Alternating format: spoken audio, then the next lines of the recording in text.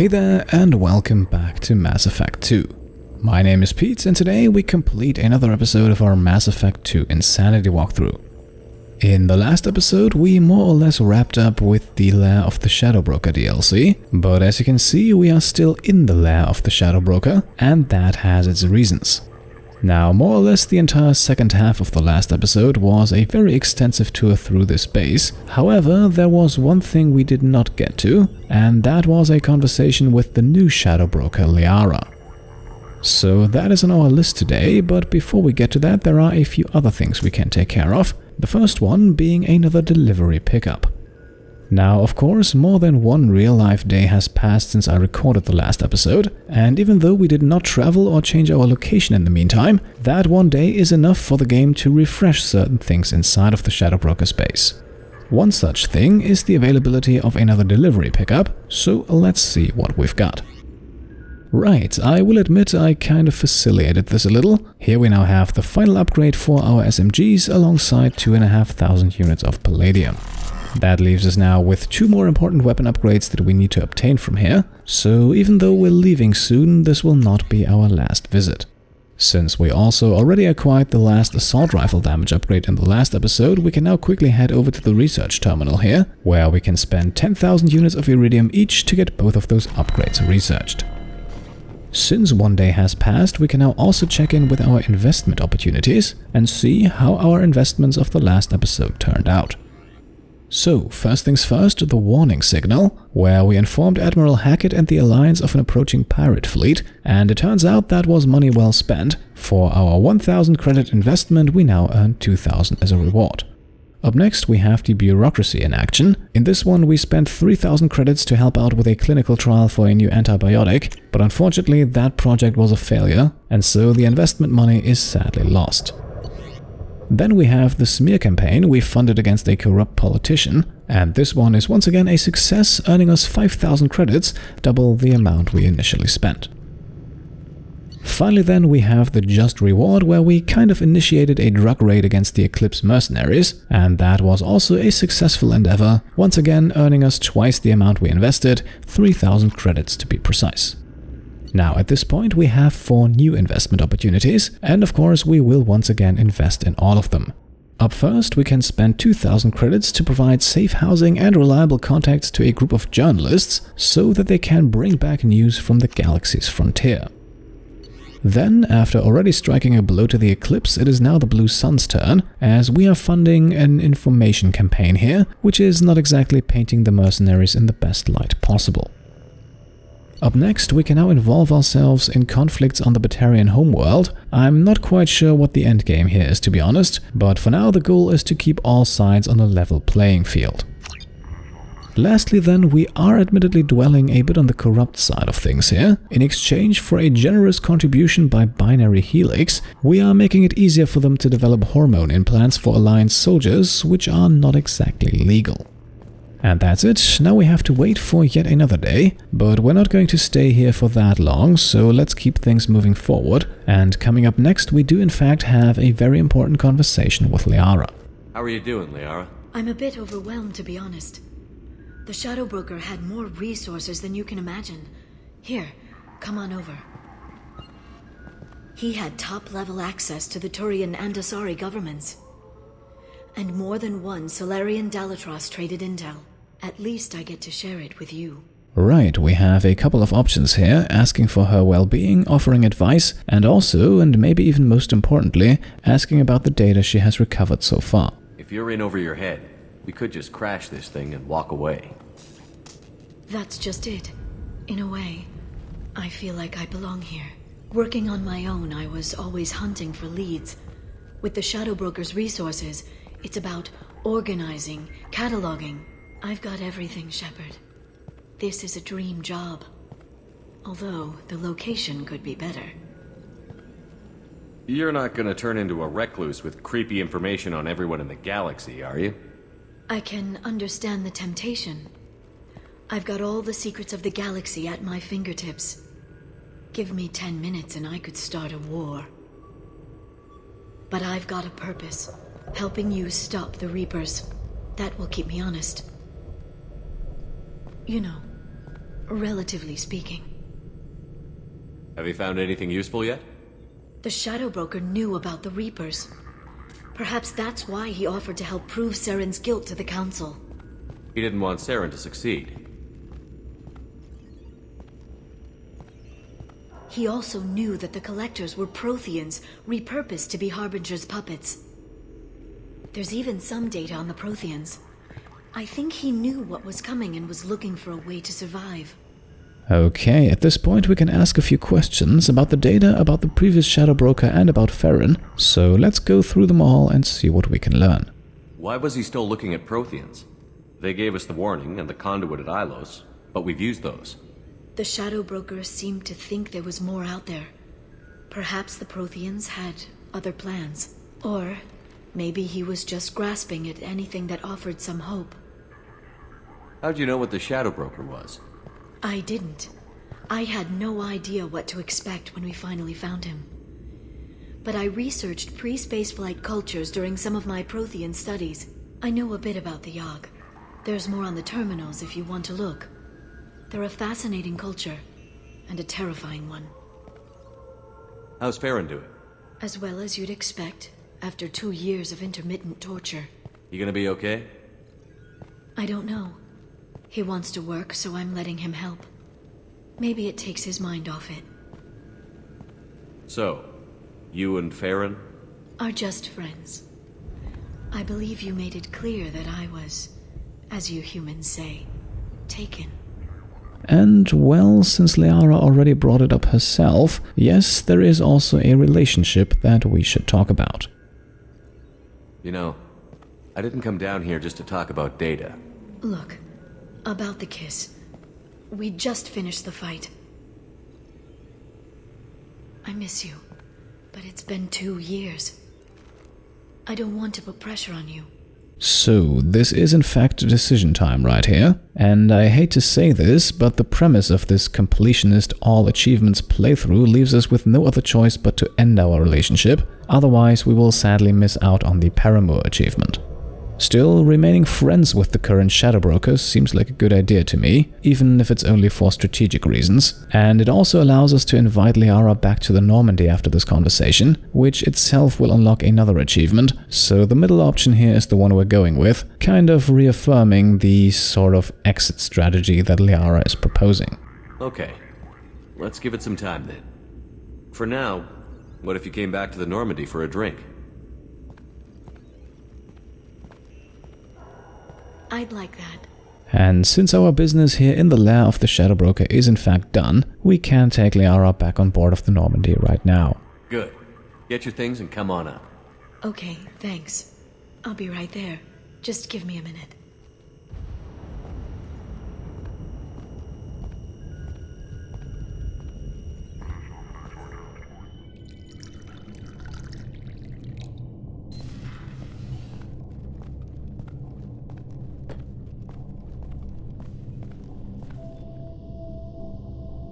Did you enjoy the tour? Yes, it's a beautiful ship. And I ran into Joker. He seemed happy to see me. Although, he did ask me to record any parts of our conversation where my eyes do that freaky black eternity thing. Of course he did.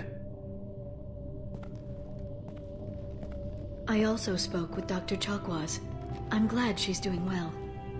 I brought you something. It took some digging, but I recovered your tags. Right, so a small number of Paragon points can be obtained during this conversation. The first 2 by doing the only sensible thing, I think, and that would of course be to thank Liara for bringing our tags back to us. I thought I'd never see these again. They changed hands more than once. Do you remember Admiral Hackett? He gave them to me so I could return them to you. He sends his best and hopes you're okay.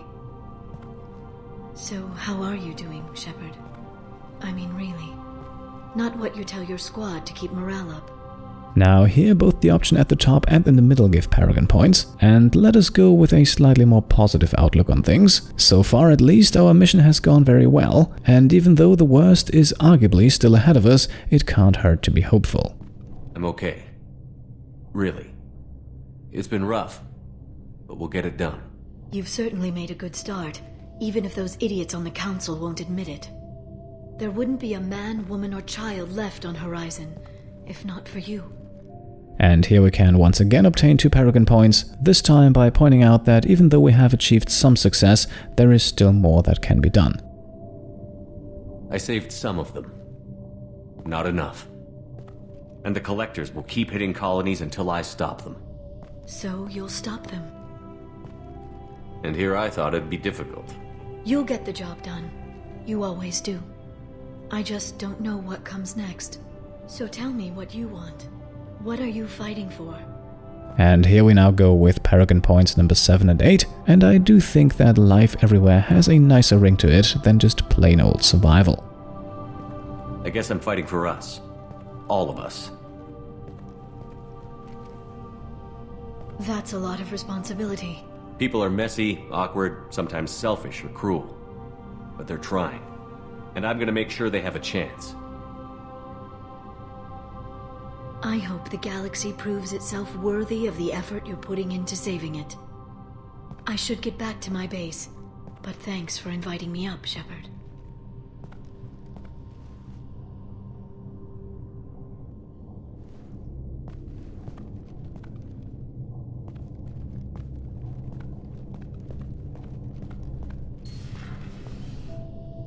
Come back soon.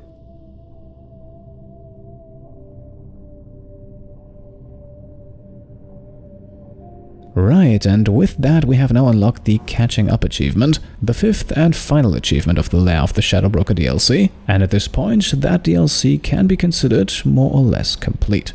So, since we're back on board of the Normandy, I would also say that it is time to get back to business. Commander, you've received a new message at your private terminal.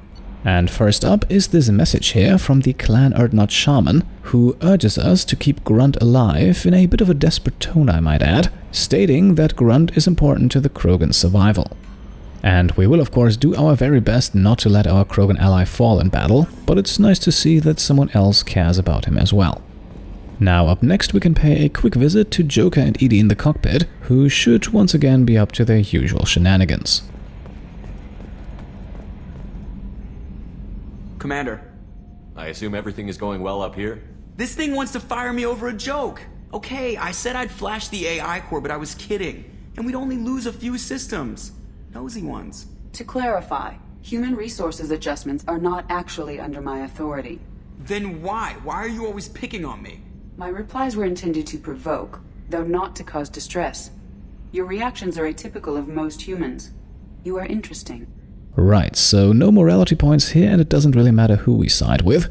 I will admit though, it is kind of ironic to see Edie hit Joker's sore spots, considering that he is normally the one who has snide comments in store for each and every single situation. She pushed your buttons to get a rise out of you. About time you were on the receiving end. Yeah, great, I just got worked by the intercom. It was not my intent to breed hostility, Mr. Moreau, but you did instigate our interaction. Okay, but think of it this way. Shut up. That's it for now. See you, Commander. Okay, now at this point there are 2 more people we want to talk to on board here. The first one is Mordin and the other one is Grunt. We could in theory also talk to Jack at this point, who has displayed some sort of romantic interest, but there might also be someone else still eligible for that role, so at least for now there is no need to push things too quickly. Shepard, how can I help? Have you got a minute to talk? Yes, good timing in fact. Excellent. Made breakthrough. Can share results while next samples grow. Hate waiting for culture analysis. Never fast enough. Usually no result in advance. Just checking work. Have to be careful. Getting off track. Discovery. Based on Prothean collector connection, can examine technology, chart Reaper species modification, fall of Protheans. Now, with Mordin, let us show some interest here, which will in a second also enable us to grab 2 Paragon points, not to mention that his research does in fact also sound useful for our current mission. Tell me what happened. Early stages similar to indoctrination, can guess captured Protheans lost intelligence over several cloned generations. Cybernetic augmentation widespread afterward. As Protheans failed, Reapers added tech to compensate. Mental capacity almost gone, replaced by overworked sensory input transfers.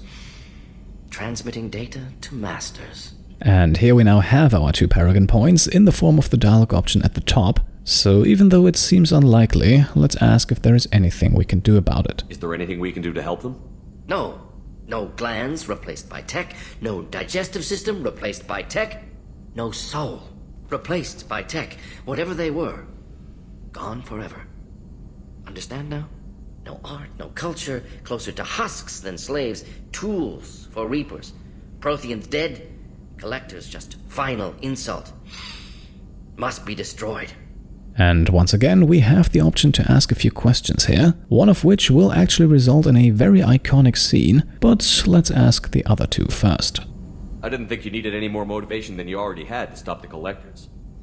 Enjoyed challenge. Saw necessity of attack on collectors after Plague on Omega. Their work, my people. Hard to care about two armies. One wins, one loses. Always work to do after. Now, have more context. See what collectors are. Wasn't looking for other work before. Don't mean to imply that. Just committed now. Won't let you down. What is it about the collector's modifications that bothers you so much? Disrupts socio-technological balance. All scientific advancement due to intelligence overcoming, compensating for limitations. Can't carry a load, so invent wheel. Can't catch food, so invent spear. Limitations. No limitations, no advancement. No advancement, culture stagnates. Works other way, too. Advancement before culture is ready. Disastrous. Saw it with Krogan. Uplifted by Solarians. Disastrous. Our fault. You blame the Solarians for what the Krogan did? Yes. Like giving nuclear weapons to cavemen. Krogan unprepared for spaceflight, technological advance. Krogan could have evolved alone, worked out aggression, been ready to use new tech responsibly. Instead, Solarians came, disrupted Krogan culture, used Krogan as blunt instrument against Rachni. Short-sighted. Foolish. If you feel that way, why did you work on the genophage modification? Talked before. Best option. That, or kill them all. If around during first contact, would have argued against it. Wasn't there then. Do what I can. Now at this point we can also ask about Mordin's artistic side, and the results of that question, well, they are surprising to say the least. You said the collectors had no art. I had no idea you cared about that kind of thing. Personal interest negligible. Sang a little. Multi-species productions for cultural exploration. Gilbert and Sullivan always had me do the patter songs. But not about me. Cultural artistic expression reflects philosophical evolution, interest in growth, perspective, observation, interpretation. Suspect you won't see any art in collector base. Culturally dead. Tools for reapers. Worse than the Geth. I'm sorry. I know that was important, but you performed Gilbert and Sullivan? I am the very model of a scientist Solarian. I've studied species Turian, Asari, and Batarian.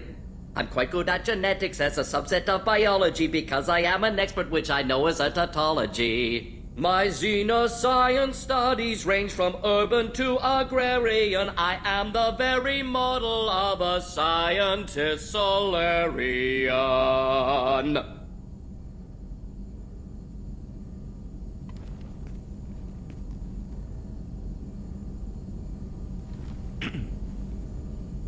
Thanks for sharing what you've learned, Mordin. Proud to be here, Shepard. Thank you for including me. So, with that conversation and performance behind us, let us continue now. Up next, we can have a brief chat with Grunt in engineering, so let's head over there and see what he has to say.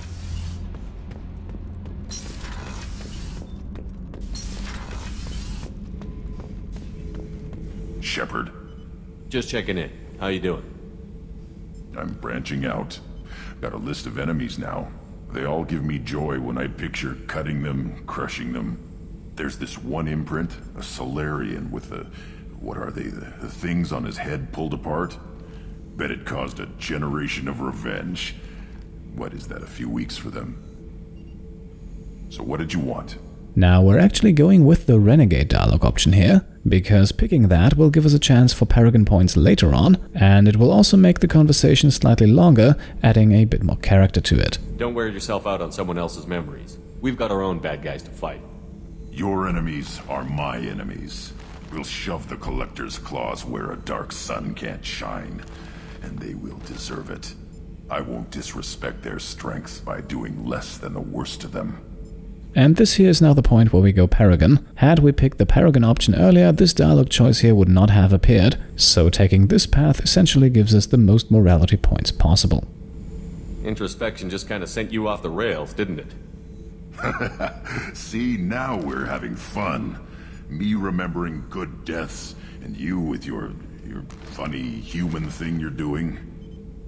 My job is to hurt things. Direction, control, that's your job, Battlemaster. You're why I'm a soldier, not dead or crazed like an animal. Thank you, Shepard. You gave me purpose. Now let's find something big to kill. And there we go, that's the 3 conversations we had planned for today behind us. At this point it is now almost time to dive headfirst into our next mission, which will actually be the continuation of the game's main storyline. Commander, you might want to speak with Tali. She seems very worried about something.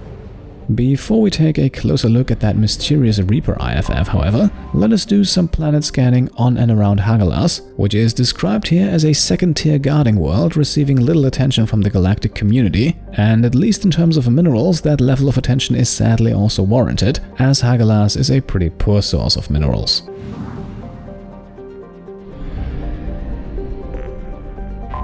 Things are a little different on the rock planet Ansuz, however, which has already been mined by various corporations in the past, and the presence of both a large palladium deposit as well as some Element Zero are good reasons to stop by. Near the system center we then have another rock planet in Euros, and even though there is no Element Zero present here, a mining expedition might still be worth it, as one could potentially obtain up to 15,000 units of iridium. Moving on to planet number 4, and that would be Kinas, and mineral-wise this one is actually pretty identical to Euros. No Element Zero, little amounts of palladium and platinum, but a vast amount of iridium. The gas giant Thurisas meanwhile does not really invite us to stay for long. Yes, a moderate amount of platinum can be found here, but all in all the planet can safely be classified as poor when it comes to minerals. Nonetheless, Thurisas actually thrives in comparison to our last planet in the system here, as the rock and ice planet Isa is more or less depleted. Sending down even a single probe would be a colossal waste in my opinion, so we're visiting it for the sake of completion and then quickly move on. Only half our fuel remains. Now, with the Hourglass Nebula fully surveyed, we can prepare for our exit. Before we leave, however, let's quickly take a moment here to refuel. Our next destination is then in fact the Hawking Eta cluster, the Reaper IFF, and with that the transition into the final chapter of the game is waiting for us, so let's keep the story moving forward.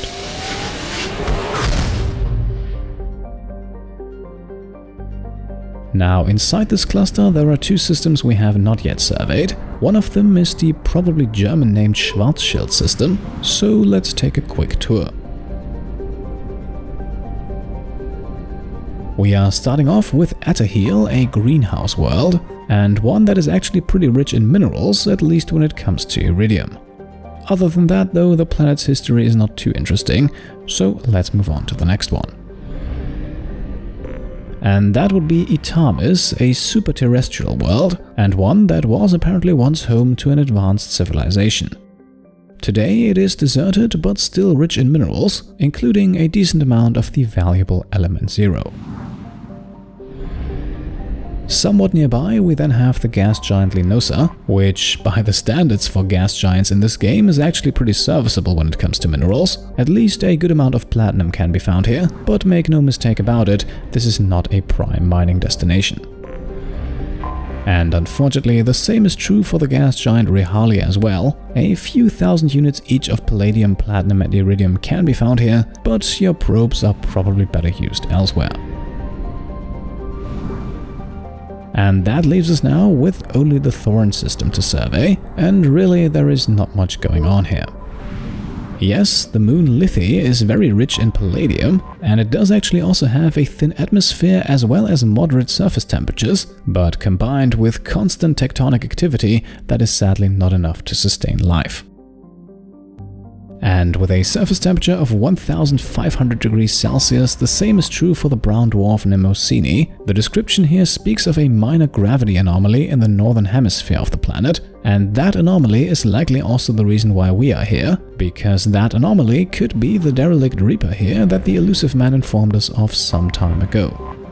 And on board of that Derelict Reaper, our journey will continue in the next episode. Our scanners are still picking up some weak power signatures from the wreckage, so it is not entirely unlikely that someone else is also still on board. Again, we'll find out more about it in the next episode. For today, I think we have reached a very good point to make the cut, so let's wrap things up right here. As always, I hope you enjoyed the episode, and if you did, then I would of course be very happy if you could leave a thumbs up. And if you like what I'm doing and want to support me and my channel further, then you can of course go ahead and subscribe if you haven't done so already. Alternatively, you can also check out and maybe pledge to the Pete Complete Patreon. Thank you all for watching, and I'll see you next time. Cheers.